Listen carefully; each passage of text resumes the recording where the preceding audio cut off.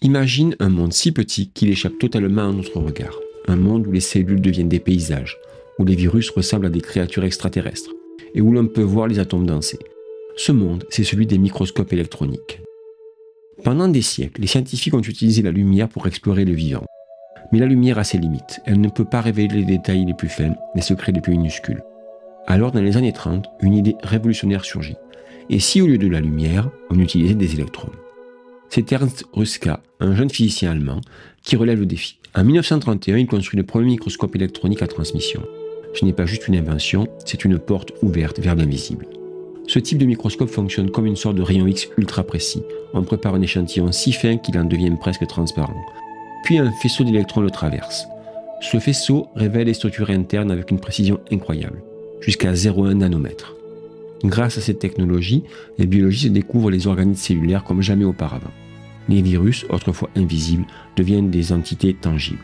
C'est une révolution pour la médecine, la biologie, la virologie. Mais que faire si l'on veut explorer la surface d'un objet, ses reliefs, ses textures? C'est là qu'intervient le microscope électronique à balayage. Ici, les électrons ne traversent pas l'échantillon, ils le balayent comme un pinceau numérique. Les électrons rebondissent et les détecteurs captent ces signaux pour créer une image en 3 dimensions. On peut voir les poils d'un insecte, les fissures d'un métal, les pores d'une feuille. Ce microscope devient l'outil préféré des scientifiques des matériaux, des archéologues, des ingénieurs.